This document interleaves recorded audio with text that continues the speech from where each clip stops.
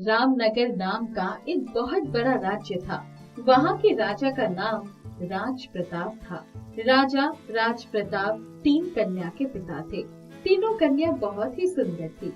सबसे बड़ी राजकुमारी का नाम कोमल, मझली राजकुमारी का नाम कावेरी, छोटी और चंचल राजकुमारी का नाम कुसुम था।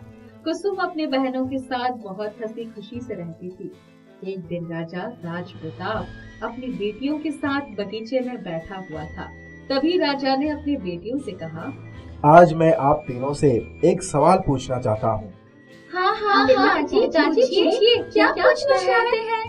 बताओ, तुम तीनों राजकुमारी किसके भाग्य का खाते हो? पिताजी, आप मेरे पिताजी हैं और मैं आपकी बेटी हूँ, इसलिए मैं आपके भाग्य का खाती हूँ। कावेरी, अब तुम बताओ, तुम किसके भाग्य का खाती हो? पिताजी, आप हमसे ऐसा क्यों पूछ रहे हो? ये भी कोई पूछने वाली बात है? आप हमारे राजा हो और हम आपके राज्य में रहते हैं, तो सीधी सी बात है ना कि मैं राजा के भाग्य का खाती हूँ। कुसुम बेटी, अब तुम बताओ कि तुम किसके भाग्य का खाती हो? पिताजी, हम इस धरती पर रहते हैं और इस धरती पर रहने वाले सभी प्राणी अपने अपने भाग्य का खाते हैं। इसी तरह मैं भी अपने भाग्य का खाती हूँ। कुसुम की बात सुनकर राजा गुस्सा हो जाते हैं। तुम अपने भाग्य का खाती हो? ठीक है, तो आज से तुम अपने भाग्य का खाना, पर हाँ, इस राजमहल में नहीं, इस राज्य से सबसे डरावने जंगल में, जहाँ ना तुम्हें खाना मिलेगा ना ही पानी। फिर तुम्हें पता चलेगा कि तुम अपने भाग्य का खाती हो या मेरे। ये बोलने के बाद राजा कुसुम को राजमहल से निकाल देते हैं और राज्य के सबसे घने और डरावनी जंगल में छोड़ देते हैं। लेकिन कुसुम को समझ नहीं आया कि उसकी गलती क्या थी। फिर वो एक पेड़ के नीचे गई, बैठी बैठी सोचती रही और थोड़ी देर बाद उसे नींद आ गई। जब सुबह उठी तो उसे बहुत प्यास लग गई। वो पानी की खोज में चलने लगी। थोड़ी देर चलने के बाद उसे एक तालाब दिखाई दिया। उस तालाब को देख वो बहुत खुश हो गई और अपना हाथ मुंह धोकर पानी पीने लग गई। उस तालाब से जैसे वो पानी पीकर उठी तो अचानक वो तालाब सूख गया। तालाब को देख वो हैरान रह गई। उसको अपनी आंखों पर यकीन ही नहीं हो रहा था। तभी उसने देखा वो तालाब के बीचों बीच नीचे जाने की सीढ़ियां बनी हुई है। वो सीढ़ियों के सहारे नीचे जाने लगी। थोड़ी दूर जाने के बाद उसने देखा कि वहाँ एक शेर की मूर्ति है। एक पल तो वो डर गई और थोड़ी देर तक वहीं खड़ी हो गई। जब कुछ देर तक वो शेर हिला डुला नहीं तो वो समझ गई कि ये एक मूर्ति है। उसने जैसे ही उस मूर्ति को छुआ तो वो शेर एक बड़े से दरवाजे में बदल गया। ये क्या? वो शेर की मूर्ति दरवाजे में कैसे बदल गई? ये सब क्या हो रहा है? मुझे तो कुछ समझ में नहीं आ रहा है। ये बोलकर कुसुम उस दरवाजे से अंदर चली गई। वो जैसे ही अंदर गई उसने देखा कि वहाँ एक सुंदर सा बगीचा बना हुआ है और बगीचे में सुंदर सुंदर फूल खिले हुए हैं और एक छोटा सरोवर है। वो उस सरोवर के पास गई। बगीचे में गिरे फलों को देख उसे भूख लग गई और वो फलों को उठाकर खाने लगी। थोड़ी ही देर में अंधेरा हो गया। चारों तरफ सन्नाटा देख कुसुम डर के मारे वही चुपचाप बैठी रह गई और सो गई। तभी उसको सपने में परी दिखाई दिया। बेटी, तुम परेशान मत हो, मैं तुम्हारे साथ हूँ। जब तुम जागोगी तो तुम्हें एक महल दिखाई देगा। तुम उस महल के अंदर चले जाना। अंदर जाते ही तुम्हें 2 राजकुमार दिखाई देंगे। तुम दोनों राजकुमार को छूती हुई आगे बढ़ना। वो 2 जाग जाएंगे। तब तुम्हें एक कमरा दिखाई देगा। जैसे ही तुम उस कमरे को जाकर खोलोगी तुम्हें वहाँ एक सुंदर राजकुमार दिखाई देगा। तुम जैसे ही उस राजकुमार को जाकर छुएगी तो वो जाग जाएगा और तभी तुम उस राजकुमार के गले में माला पहना देना। वही तुम्हारा पति होगा। इतने में कुसुम की आंख खुल गई और वो हड़बड़ा कर उठ गई। ये सब क्या हुआ? क्या सच में ऐसा होगा? फिर वो बगीचे में गिरे फूलों से माला बनाने लगी। माला बनाकर कुसुम बगीचे में इधर उधर जाने लगी। तभी कुछ देर उसे एक बड़ा सा महल दिखाई दिया। वो महल के अंदर गई तो उसे वो 2 राजकुमार दिखाई दिए जो अचेत खड़े थे और तब कुसुम ने दोनों राजकुमारों को छुआ छूते ही उन दोनों राजकुमारों में चेतना लौट आई। थोड़ी दूर कुसुम को एक कमरे से रोशनी आती दिखी और वो उसमें चली गई, जहाँ उसे एक सुंदर राजकुमार दिखाई दिया जो हिल डुल नहीं रहा था। कुसुम ने उस राजकुमार को छुआ और झट से राजकुमार में प्राण आ गए। राजकुमार के जागते ही कुसुम ने उसके गले में अपने हाथ से बनाई हुई माला पहना दी। फिर दोनों की सहमति से शादी हो गई और वो दोनों खुशी खुशी रहने लगे। कुछ दिन बाद एक दिन कुसुम अकेली कमरे में बैठकर कुछ सोच रही थी। तभी राजकुमार चंद्रसेन कमरे के अंदर आता है। मेरे मन में बहुत दिनों से एक बात चल रही है, क्या मैं आपसे पूछ सकती हूँ? हाँ हाँ, पूछो कुसुम। आप कौन है और वो दो राजकुमार कौन है? ये क्या रहस्य है, मुझे बताइए। मैं राजकुमार चंद्रसेन हूँ। वो दोनों मेरे भाई सुकेतु और पुनीत हैं। हम सबको श्राप मिला था। एक दिन सुबह मैं और दोनों भाई शिकार के लिए गए थे। कुछ देर बाद पुनीत ने एक हिरण पर तीर चला दिया, पर गलती से वो तीर एक ऋषि को लग गया। वो वहाँ तप कर रहे थे। तीर लगने के कारण वो ऋषि बुरी तरह घायल हो गए और मरते मरते उन्होंने हम भाइयों को आजीवन सोते रहने का श्राप दिया। उनसे हमने बहुत माफी मांगी। बहुत माफी मांगने के बाद उन्होंने कहा, मैं अपना दिया हुआ श्राप वापस नहीं ले सकता, लेकिन इस श्राप से मुक्त होने के लिए एक उपाय बताता हूँ। जब कोई कन्या तुम तीनों भाइयों को छुएगी, तब तुम सब वापस इसी अवस्था में आ जाओगे। तुमने आकर हम सबको एक नया जीवन दिया है। राजकुमार चंद्रसेन की बात सुनकर कुसुम भी अपने साथ हुई अन्याय की बातें बताने लगे। क्यों वो बिना अपराध किए ही दंड भोग रही है। ये सब सुनकर वो भी भावुक हो गए। थोड़ी दिनों बाद राजकुमार चंद्रसेन का राज तिलक किया गया और वो राजा बन गया और कुसुम रानी बन गई। उनके राजा रानी बनने से सभी प्रजा भी खुश हुए। लेकिन कुछ ही दिनों बाद कुसुम को अपने पिता की याद आने लगी और वो उदास रहने लगी। कुसुम को उदास देख चंद्रसेन ने कुसुम से पूछा, कुसुम, क्या हुआ? तुम ऐसे उदास क्यों बैठी हो? मुझे अपने पिता की बहुत याद आ रही है। मेरा उनसे मिलने का मन कर रहा है। पता नहीं वो कैसे है, मेरी बहनें कैसी है। मुझे उन सब की बहुत याद आ रही है। अब तक तो मेरे पिताजी को भी शायद अपनी गलती का एहसास हो चुका होगा। अगर ऐसा है तो चलो हम उनसे मिलने चलते हैं। फिर चंद्रसेन और रानी कुसुम दोनों अपने राज्य से निकलकर रामनगर की ओर चल पड़े। उस दिन राज प्रताप छत पर ही बैठे थे तो उनकी नजर अचानक महल की तरफ आती हुई रथ पर पड़ी। रथ के आगे पीछे हजारों सेनाएं और घोड़े थे। ये देख राज प्रताप डर गए। उन्हें लगा कि शायद अब वो अपने राज्य को नहीं बचा पाएंगे, क्योंकि उनका सारा खजाना खाली हो चुका है और उनके दोनों दामाद राज्य के बंटवारे के लिए आपस में लड़ रहे हैं। उनकी प्रजा भी दुखी है। जब कुसुम और चंद्रसेन दोनों उनके सामने आए, पहले तो वो कुसुम को रानी के भेष में पहचान नहीं पाए। थोड़ी देर गौर से देखने के बाद उन्होंने पहचाना कि वो उनकी बेटी कुसुम है। वो उसे देखते ही अपनी गलती की माफी मांगने लगे। मुझे माफ कर दो बेटी, मैंने तुम्हें सच बोलने की सजा दी। तुमने सच ही कहा था कि हर कोई अपने भाग्य का खाता है। पिताजी, आप माफी मत मांगिए। जैसा भाग्य में लिखा होता है, मनुष्य के साथ वैसा ही होता है। इतना कहते ही राज प्रताप की आंखों से आंसू गिरने लगे और उन्होंने अपनी बेटी और दामाद को बड़े प्यार से राजमहल के अंदर ले गए। एक समय की बात है। बहोरनपुर नामक गांव में मनोहर नाम का एक व्यक्ति रहता था। उसकी आयु लगभग 70 वर्ष की थी, लेकिन था वह एकदम स्वस्थ। कभी छींक तक भी नहीं आती थी उसे। उसके 2 बेटे और बहुएं थी। बेटे कमाते खाते थे, पर घर में मनोहर का ही राज चलता था। उसकी मर्जी के बिना पत्ता भी नहीं हिलता था। मनोहर की बहुओं को यह बात बहुत बुरी लगती थी। वे चाहती थीं कि घर में उनका राज चले।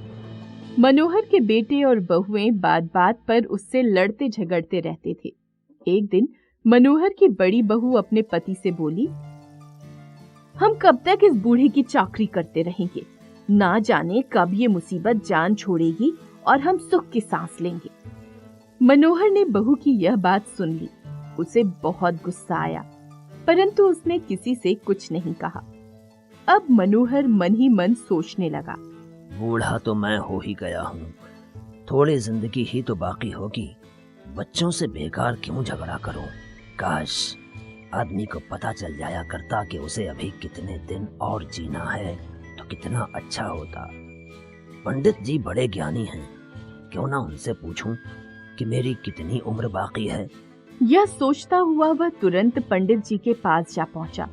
उसने पंडित जी को प्रणाम करके उन्हें अपने आने का कारण बताया। पंडित जी देर तक उसे ध्यान से देखते रहे, फिर बोले, मनोहर, तुम्हें क्या परेशानी है? जो थोड़ी उम्र बाकी है उसे ऐसे ही अनजान रहकर मजे में गुजार दो। बाकी उम्र का पता चलने पर तुम जीते जी ही डर के मारे घुट घुट कर मर जाओगे। लेकिन मनोहर अपनी जिद पर अड़ा रहा तो पंडित जी ने पत्रा संभाला। देर तक हिसाब किताब लगाकर बोले, 3 बार छींकने के बाद तुम मर जाओगे, समझे? 3 बार छींकने के बाद? मनोहर ने घबरा कर पूछा। हाँ, 3 बार छींकने के बाद। पंडित जी ऐसे विश्वास के साथ बोले जैसे आगे सारी दुनिया उनके इशारे पर ही चलने वाली है। जो हर महीने 1 बार छींक आई तो? मनोहर ने पूछा। 3 महीने जीवित रहोगे। अगर 1 साल में 1 बार ही छींक आई तो? फिर 3 साल तक तुम्हें कोई डर नहीं। और 5 साल में 1 ही बार छींक आई तो? तब 15 साल तक तुम्हारा कोई बाल भी बांका नहीं कर सकता। और 50 साल में 1 बार छींक आई तो 150 साल तक भी जी सकते हो। मनोहर को कुछ संतोष हुआ। वह सोचने लगा, छींकना तो मुझे है, फिर मैं छींकूंगा ही क्यों? और छींकूंगा नहीं तो 150 साल जीने से मुझे कोई नहीं रोक सकता। यह सोचता सोचता वह अपने घर लौटा। उसने देखा बैल भूखे खड़े हैं। वह टोकरा लेकर भूसे के कोठे में जा घुसा। वहां भूसे का टोकरा नीचे रखकर नाक में उंगली डालकर खुजलाने लगा, लेकिन भूसे की खुजली मिटने की बजाय और बढ़ गई। वह घबराया कि कहीं छींक ना आ जाए। उसने अपने आप को खूब संभाला। वह छींके रोके न रुकी। अचानक गोली सी छूटी। यह पहली छींक थी। मनोहर पछताने लगा। हाय राम, 50 सालों की पहली छींक पहले ही दिन आधम की। अब जिंदा रहना है तो छींक का पूरा ध्यान रखना पड़ेगा। अब जिंदगी में बाकी रह गई हैं सिर्फ 2 छींकें। यह सब भूसे की मेहरबानी है। अब मैं भूसे को भूल कर भी हाथ नहीं लगाऊंगा। मनोहर ने बेटों को समझा बुझाकर पशुओं को चारा डालने के काम से खुद को मुक्त कर लिया। उसने निश्चय कर लिया कि वह किसी भी कीमत पर छींक ना आने देगा। दूसरे दिन वह कुएं पर नहा रहा था। कुएं का ठंडा ठंडा पानी और ऊपर से ठंडी ठंडी हवा के झोंके। उसने नहाने का काम जल्दी जल्दी निपटाया और झटपट कपड़े पहनकर अपने घर की ओर लपका। ठंडी हवा जो लगी रास्ते में उसकी नाक में झुरझुरी सी होने लगी। वह घबराया कि कहीं गड़बड़ न हो जाए। उसने तुरंत मुंह बंद किया और अपनी नाक दोनों हाथों से कसकर बंद कर ली। अपनी समझ में उसने छींक रोकने का पक्का इंतजाम कर लिया, पर सांस रोकने से उसका दम घुटने लगा। छींक और सांस के प्रबल वेग ने पलक झपकते ही सारे अवरोध उसी प्रकार तोड़ डाले जैसे बाढ़ का रुका पानी कमजोर बांध को तोड़ फोड़ कर धमाके के साथ फूट निकलता है। फिर से गोली सी चली। यह दूसरी छींक थी। जिंदगी और मौत के बीच सिर्फ एक छींक का फासला रह गया था। मनोहर के सारे बंदोबस्त धरे के धरे रह गए। जो होना था सो होकर रहा। मनोहर ने मन ही मन कहा, हाय राम, अब तो जिंदगी और मौत के बीच सिर्फ एक छींक का फासला रह गया है। यह सारी गड़बड़ नहाने से हुई है। अब कल से नहाना बिल्कुल बंद। जान है तो जहान है, भला नहाए बिना कौन सा जरूरी काम रुक जाएगा। 2 दिन ठीक ठाक बीत गए। तीसरे दिन बिना नहाए शरीर खुजलाने लगा, पर मनोहर ने कोई परवाह ना की। तभी बहुओं ने उसे बताया कि घर में आटा बिल्कुल खत्म हो गया है। उसके दोनों बेटे सवेरे ही काम पर चले गए थे। वे तो शाम को देर से ही लौटते। आटे के बिना शाम को उपवास करने की नौबत आ सकती थी। विवशता के कारण अनाज का बोरा लेकर आटा चक्की पर गया। फिर चक्की से बाहर एक पेड़ की छांव में बैठकर अपना अनाज पिसने की प्रतीक्षा करने लगा। बैठे बैठे अचानक उसके मन में आया, कहीं ऐसा ना हो कि चक्की मालिक उसके आटे में घटिया आटे की मिलावट कर दे। फिर क्यों ना अपने अनाज की पिसाई अपने सामने ही करवाऊं। वह फौरन आटा चक्की पर पहुंचा। एक बड़े कमरे में आटा चक्की चल रही थी। वहां सांस लेना भी दूभर था, पर आटे में कोई मिलावट ना हो जाए इसलिए वह वहीं डटा रहा। हर बार सांस लेने में ढेर सारी गर्द उसके नथुनों में भरती रही, पर ईश्वर की कृपा से कोई गड़बड़ ना हुई। आटे का बोरा लेकर वह चक्की से बाहर निकला ही था कि बिना कोई सूचना दिए अचानक नाक ने गोला दाग दिया। यह तीसरी और आखिरी छींक थी। तीसरी छींक मानो मौत की घंटी। आए मैं मर गया कहकर मनोहर खड़ा खड़ा धड़ाम से नीचे गिर पड़ा। उसके कंधे पर लदा आटे का बोरा भी उसके साथ ही नीचे आ गिरा। सामने से भागते हुए दो कुत्ते आए और दोनों ने उसे घूम फिरकर सूंघा और वे बारी बारी से टांग उठाकर कुछ शैतानी करना चाहते थे कि मनोहर गुस्से से दांत चबाते हुए चीखा, शैतान के बच्चों, मैं मर गया हूँ। तो तुम्हारी इतनी हिम्मत! काश मैं जिंदा होता तब तुम्हें दिखाता कि तुम मेरे पास भी कैसे फटकते। कुत्ते एक बार तो ठिठके, फिर उन्होंने मनोहर के पास पड़े हुए आटे के बोरे की ओर रुख किया। पहले उसे सूंघा, फिर धीरे धीरे बोरा फाड़ना शुरू कर दिया। मनोहर पड़ा पड़ा चिल्लाया, अरे शैतान के बच्चों, तुम भी मेरे मरने का नाजायज फायदा उठा रहे हो। जिंदा होता तो तुम्हें ऐसा सबक सिखाता कि तुम जिंदगी भर याद रखते। शैतान की औलाद कहीं के, भाग जाओ यहाँ से। उसका चिल्लाना सुनकर चक्की का मालिक डंडा हाथ में लिए बाहर निकला। वह मनोहर को बाहर पड़े देखकर बोला, तुम यहाँ क्यों पड़े हुए हो? अरे तुम इतना भी नहीं जानते, मुझे तीसरी छींक आ गई है और मैं मर गया हूँ। मनोहर ने लेटे लेटे कहा, अच्छा तो तुम मर गए हो? हाँ हाँ, मैं मर गया हूँ। मैं तुम्हारी क्या सहायता कर सकता हूँ? भैया तुम देखते नहीं, ये शैतान कुत्ते मेरा आटे का बोरा फाड़ रहे हैं। मैं जिंदा होता तो इन्हें अपने आप भगा देता। मर गया हूँ तो अब क्या कर सकता हूँ? तुम मेहरबानी करके इन्हें यहाँ से भगा दो। यह सुनकर चक्की के मालिक ने डंडे से मार मार कर उन कुत्तों को भगा दिया। फिर मनोहर से बोला, लो, तुमने तो नहीं कहा, पर बिना कहे ही तुम्हारी थोड़ी सी मदद और भी किए देता हूँ। यह कहकर उस चक्की वाले ने तड़ाक तड़ाक करके 5-6 जोरदार डंडे मनोहर की पीठ पर भी जमा दिए। डंडे लगाते ही मनोहर बिजली सी फुर्ती से उछलकर ऊपर खड़ा हो गया और चक्की वाले से बोला, शुक्रिया, तुम्हारा बहुत बहुत शुक्रिया। तुमने मुझे फिर से जिंदा कर दिया। भैया तुम मुझ पर इतनी मेहरबानी ना करते तो मैं अब तक मरा ही पड़ा रहता। तब मनोहर आटे का बोरा कंधे पर लाद कर खुशी खुशी अपने घर आया। वह अब तक जिंदा है। सबसे यही कहता है कि वह तीसरी छींक के बाद मर गया था। चक्की वाले ने उसे फिर से जिंदा कर दिया है। तब से उसे सैकड़ों छींकें भी आ चुकी हैं, पर वह खूब भला चंगा है।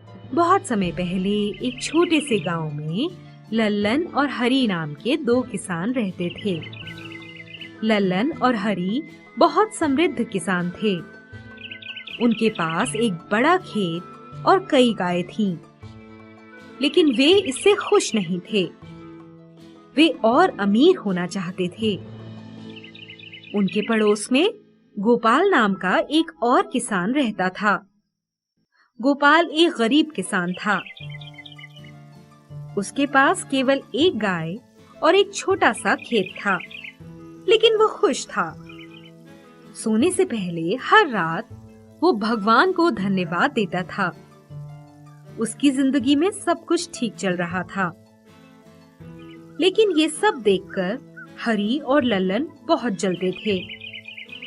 वो आपस में यही बात करते रहते थे कि वो हमेशा खुश कैसे रहता है जबकि उसके पास तो एक खेत और एक ही गाय है।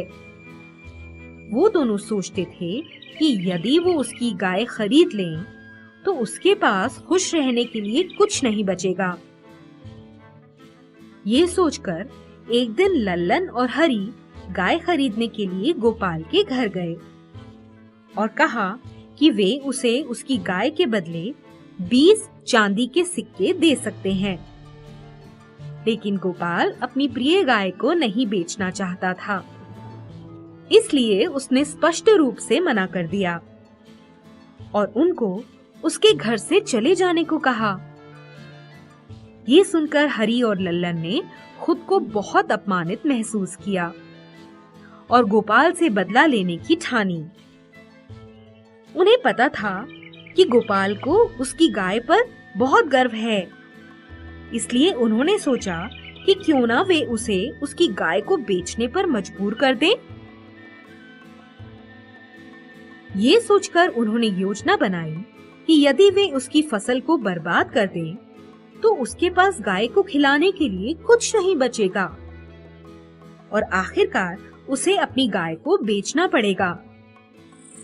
योजना के अनुसार उन्होंने रात में गोपाल की फसल जला दी।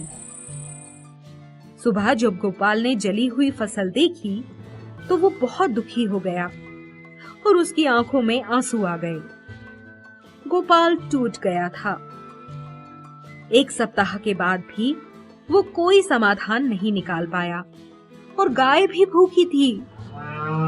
उसे खिलाने के लिए भी गोपाल के पास कुछ नहीं था। वो सोचने लगा, अगर वो गाय को नहीं खिला पाया तो वो भूख से मर जाएगी, इसलिए उसे बेचना ही बेहतर है।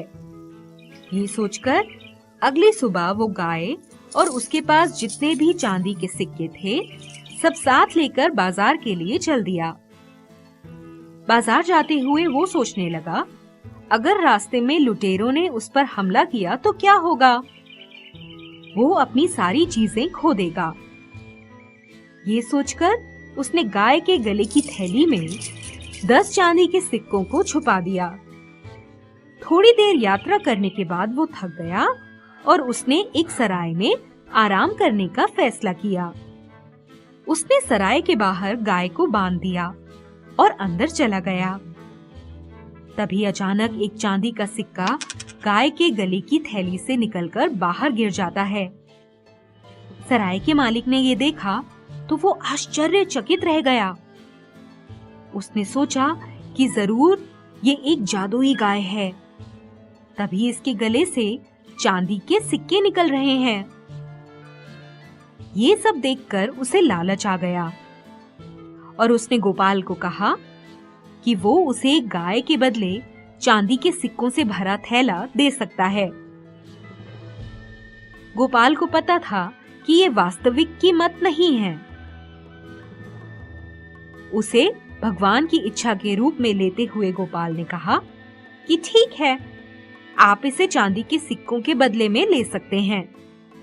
गोपाल ने चांदी के सिक्कों के बैग के लिए गाय को सराय के मालिक को दे दिया और अपने घर के लिए खुशी-खुशी निकल पड़ा। घर पहुंचकर वो पैसे गिनने बैठा ही था कि कुछ देर बाद लल्लन और हरी गोपाल के घर आए। गोपाल उस समय चांदी के सिक्के गिन रहा था। ये देखकर दोनों आश्चर्यचकित हो गए।